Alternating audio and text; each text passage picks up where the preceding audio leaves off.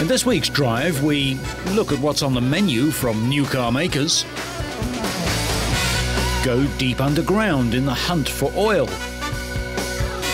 see a cross between family transport and family pet, and get down to some serious racing with people who should know better.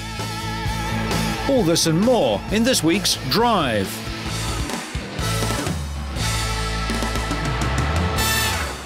The convergence of the modern car with fast, powerful and increasingly sophisticated electronics has exploded the range and availability of some once unthinkable options that will probably improve your journey.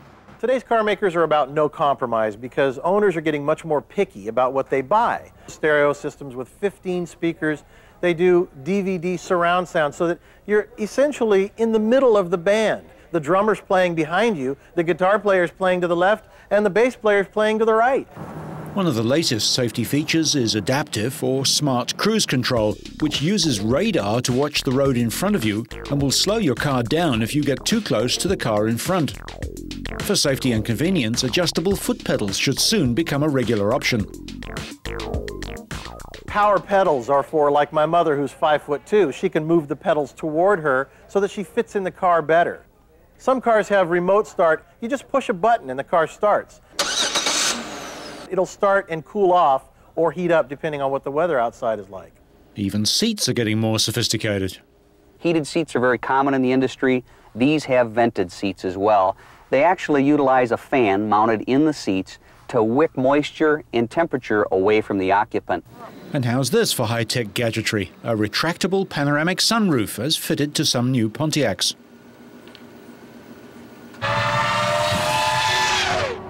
Hard to believe as it may seem, passion is the key word surrounding Volvo's new concept car designed for the next decade. The car is the product of a completely new way of thinking at Volvo. Small, sleek, sporty and fulfilling all current and future environmental and safety demands. What's more, it's a car that stirs the emotions.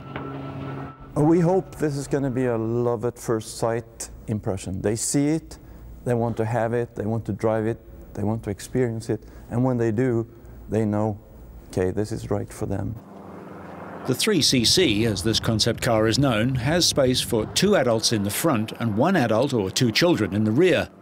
Getting in and out of the car through the large side doors is easy, thanks to a seat package that can be easily moved forwards and backwards. The 2+1 concept provides substantial aerodynamic advantages, and the car has a given place in the family car sector of the future. Pretty much in the future we see a trend of not only in the USA but also in Europe that people will have more than one car for a family. So the second car would then be like a, for instance, traveling to work. But you will also then, when you are a family or a small family, have the need for occasionally traveling with your kids.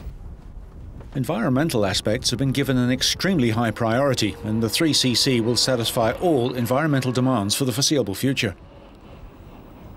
It is a very environmentally friendly car due to 2 main factors: low weight and very aerodynamically executed shapes. So we'll have small emissions if we have a traditional drivetrain. In the demonstrator, we choose to have an electric drivetrain, and then we have 0 emissions. However, in line with Volvo's philosophy of top quality, high safety and 0 emissions, will be worth nothing if the car doesn't create good vibrations. Certainly, the slinky shape is eye-catching, but will hundreds or thousands of drivers buy one each year? You could make the greatest environmentally beneficial vehicle, but if nobody buys it, what good is it? You know, what we want to do is we want to create environmentally beneficial vehicles that people will buy in many numbers, because that's the only way that, you know, we could help the environment. Sustainable mobility is something that will benefit the world.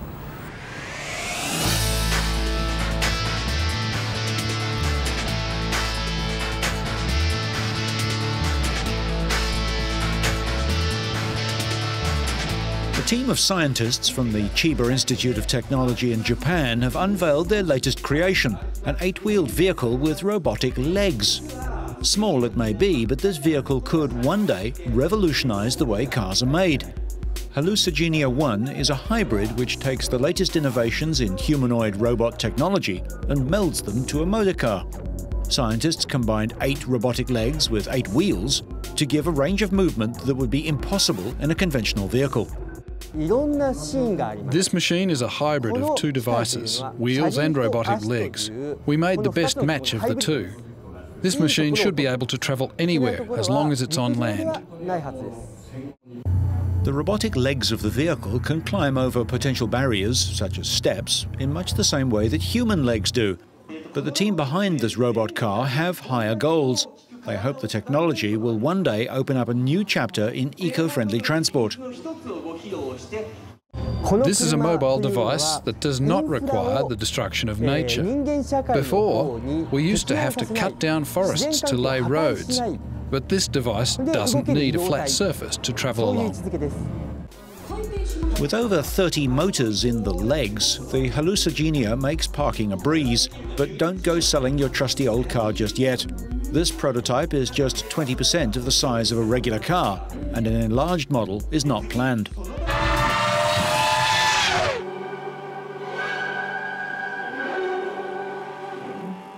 Is it an industrial-sized vacuum cleaner? Or maybe one of those lawn mowers for extra-large gardens? No, it's the latest attempt at providing personal transport for those with every other gadget. A hovercraft designed for just one passenger. It can be driven over roads, water and ice because it literally floats above the ground. Originally we wanted to make something about the size of a biscuit tray to stand on, like a skateboard that hovered. We started with that. Didn't really work, so then we started scaling up. We went a lot larger and then back down again. For innovator Jim Chalmers, the AirTech 360 has been a labour of love for over 6 years. It started life in his garden shed. He now believes he has the world's smallest hovercraft, a machine other inventors said would never fly, but most importantly for many, the ultimate in boys' toys. For those who think this may be just the thing to avoid soaring petrol prices, there is some bad news. It only does 13 miles to the gallon. But Jim hopes to find a manufacturer to put it into the shops for as little as £3,500.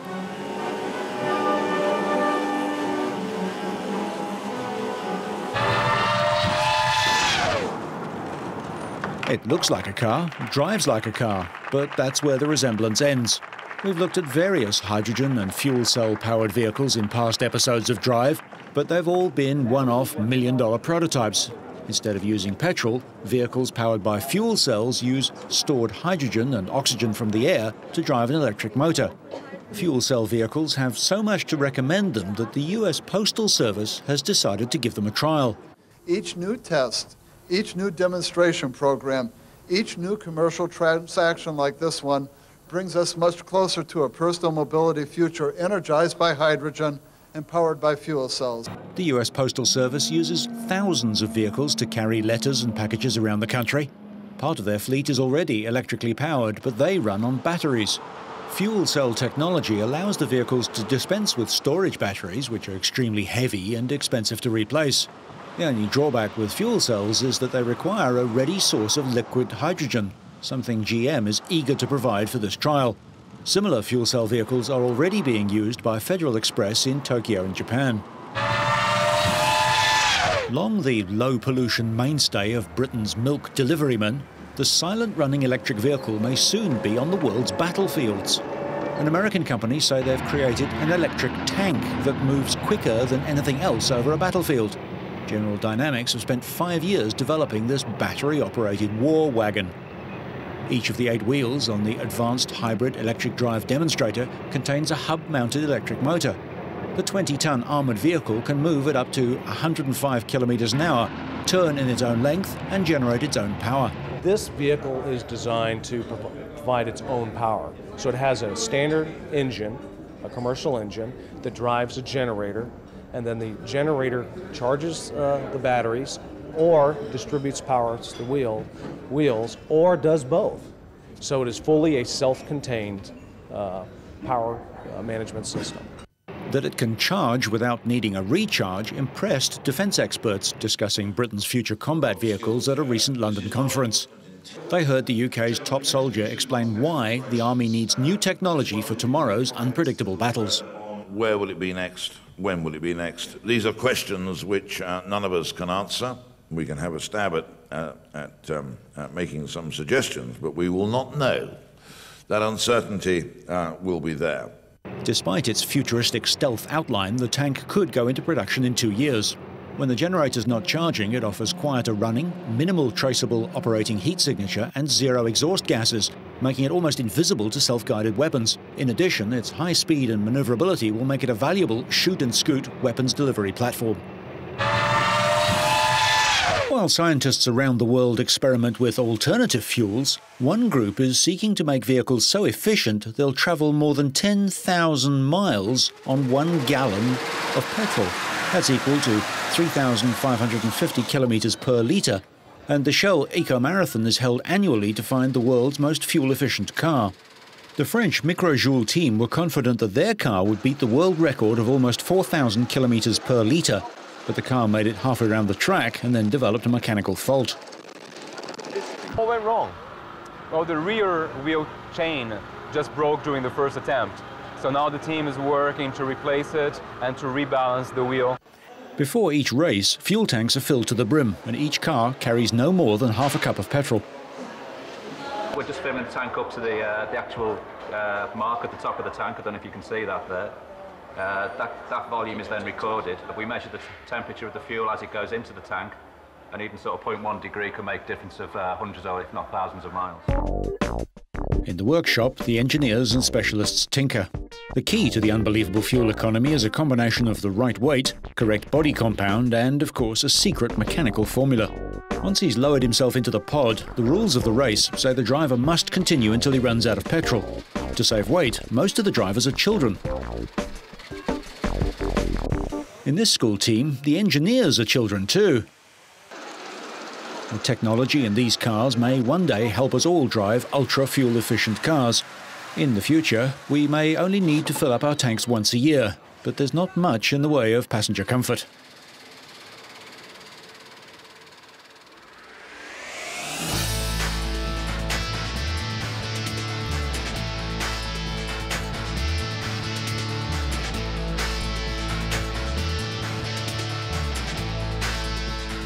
This is a computer simulation of an oil and gas reservoir thousands of meters below the Earth's surface. With the aid of digital technology, oil engineers are now able to pretend that they are actually here, walking around, examining the structure, and finding out where the best concentrations of oil and gas are hidden. And crucially, deciding where to drill so that they can tap into the most productive parts. BP is in the business of locating and extracting oil and gas from deep underground, and it's one of the big oil companies using the latest computing power to help it do so. The advances in 3D animation have allowed us to visualize data completely differently before. This rapid ability to gather more volume of data faster and move it to our computer centers, process that and use it is really what makes the difference for BP in our daily lives. Oil companies carry out what are called seismic surveys to locate oil and gas reservoirs. This involves the use of sound waves activated just below the surface of the sea or the ground. The sound waves travel down through layers of rock, and as they detect the difference between one layer and another, they create an echo that bounces back upwards. The amount of data that a seismic survey generates is so enormous that even the latest high-end PC would not be able to keep up. At least one of the computers that BP can use to process its seismic data ranks as one of the top 20 supercomputers in the world. When a powerful computer like this is used to process and interpret seismic data, you can build up an amazingly accurate picture of the geological structure of the reservoir that shows you where the oil and gas may be present.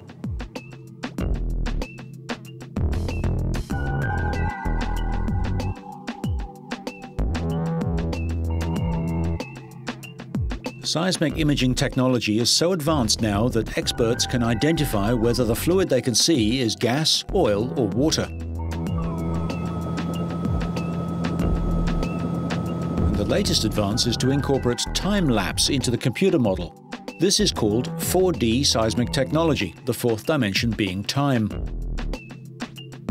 It's much easier for analysts to study what is happening inside oil and gas reservoirs when they can see the changes taking place month by month. BP says that in every instance where it has applied 4D seismic, it has created an opportunity to increase production.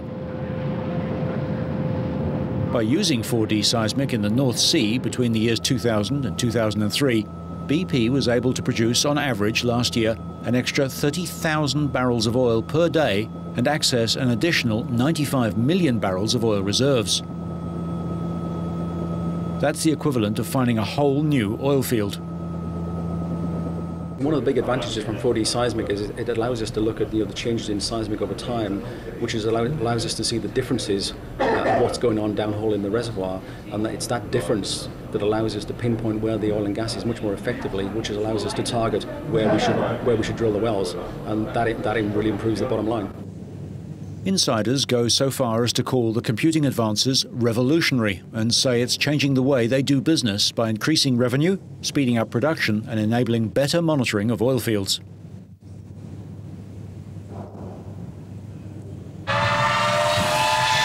At a time of global record high oil prices and its ripple effect on fuel, Filipino inventors have joined the race to conserve energy. We just launched a new program called Energy Conservation, EC, a new way of life. In a recent episode of Drive, we looked at the Kaos super turbocharger, which allows more air and less fuel to be burned at low throttle settings. Now, another inventor claims he's come up with a different device that will save drivers in the Philippines up to 50% of the rising costs of fuel. Yes, it does save fuel in the sense that when you burn all of the fuel, instead of the fuel being thrown out, it is converted into usable power by the car. So you save on the fuel.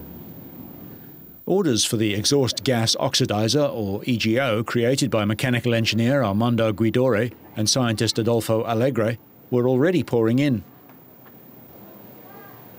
Guidore's EGO was initially meant to help control air pollution as part of a program for Filipino-invented energy-saving products encouraged by the government. But the device proved efficient in saving fuel. President Gloria Arroyo urged Filipinos to start carpooling as part of conservation methods in the face of rising oil prices. Energy Secretary Vicente Perez said the government is pushing for 5 pieces of legislation to move forward Arroyo's goal of energy independence. They include promotion of natural gas and renewable energy sources. Other inventors who joined the initiative have criticized the government for not supporting them. Daniel Dingle, who claims his water-powered car runs entirely on hydrogen, complained at the lack of government funding and assistance in marketing his product to the public. What is inside here is water, and below the water is a simple reactor which costs only about 200 to 400 peso. And this reactor, if this is attached to the 12 volts battery, immediately in seconds it will produce hydrogen, oxygen. It split the water. And then what will come out here is the hydrogen. It's being sucked into the intake manifold and then direct to the intake valve and then goes to the piston. Filipino scientist Dr. Ernesto Luis, director of the government-run Industrial Technology Development of Institutes, said although Dingle's car works in theory, it is still not practical for everyday use. This is just the beginning, and there are a lot of improvements that we have to do. Like, for example, the use of water. Kasi metal is subject to corrosion. So if we use water and hydrogen is derived from water, ultimately there will be some moisture within the components in the engine, and this could start corrosion. So it's really a good start, but there is still a long way to really have it popularized or to be used by everyone for the benefit of mankind. It sounds too good to be true, doesn't it? Cuba isn't a place that's overly endowed with modern vehicles, public or private. But that hasn't stopped inventive, and some might say slightly crazy individuals from building their own freedom machines. Take a Chinese bicycle, attach a stolen chainsaw motor, a plastic bottle for fuel, a bent pipe from a bed frame for the exhaust, and what have you got? A Requimbly, Cuba's homemade motorbike that's noisy but effective. If the transportation wasn't so bad, there wouldn't have been a need for this. It's no ordinary moped. Cubans push souped-up versions to reckless speeds in excess of 100 kilometers an hour in illegal races on the outskirts of Havana. Easily identified a block away by its ear-piercing din, the Requimbly is an ingenious improvisation to cope with a chronic public transportation shortage that Cuba has faced since the collapse of Soviet communism in the early 1990s, which plunged the island into dire economic straits. This Requimbly, I first bought the unit, then I had the bicycle and I put it together with whatever I could, more or less, to resolve our transport problems. Any engine, from water pumps and electricity generators to portable fumigator motors, will do. Power boosters from old Soviet military tanks are preferred for reliability and strength. An accelerator where the front brake normally is would confuse any regular motorcyclist. The transmission, controlled with a makeshift clutch, is frequently just a simple roller rubbing against the wheel, or a belt system, though prize Requimblys use motorbike chains. Their fuel efficiency is unbeatable. Most do 50 kilometers per litre, although a plastic bottle isn't the safest fuel tank around. Requimblys are illegal and their owners face frequent fines. Cuba's communist government says that do-it-yourself bikes are too dangerous to be on the road, and authorities only issue number plates for factory-made motorbikes. Police have become more tolerant, apparently in response to the worsening transport crisis, and fewer homemade bikes have been confiscated lately. Requimblys are all about Cuban inventiveness in a battered socialist economy. Although the German push-powered bobby car vehicle is made for one-year-old children, fanatical supposed grown-ups regularly hold downhill races for the tiny cars. 64 drivers from Germany and the neighbouring countries competed in the Bobby Car European Championships in the small southern German town of Wiedenstetten. Participants reached speeds of up to 70 kilometers an hour on the plastic toys, which the German toy maker Big says is made of durable plastic that will last year after year and child after child. It all started one evening over a beer, and we decided to sit on a bobby car and race down a hill. It was so much fun, we stayed with the sport. Bobby cars can carry up to 100 kilograms, explaining why the toy doesn't collapse under the weight of an adult.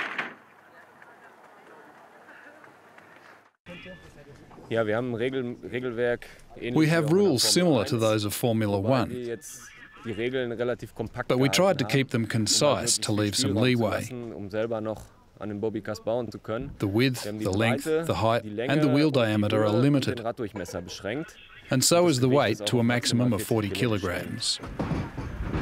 According to 31-year-old organiser Florian Mayer, Germans have dominated recent international races, followed by participants from Austria, Switzerland and a few from the Netherlands. The protective clothing is similar to a motorcyclist's. Good trousers, good shoes. A helmet is mandatory. And gloves are important too, because you fall on your hands. Organisers ensure rules are adhered to. Alcohol is forbidden during races and helmets are a must. Protective suits are advisable. Only adults may modify their cars. The experts agree that adjusted wheel bearings and different tyres significantly improve the car's speed.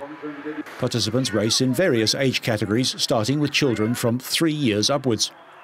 Toymaker Big claims over 6 million bobby cars have been made and sold worldwide, making it the world's best-selling toy car. Turn your driveway into the Autobahn with this award-winning push-powered vehicle, Big suggests to potential buyers. But they probably weren't expecting to be taken quite so literally by a bunch of big kids who really ought to know better. And stopping can be heavy on the boots.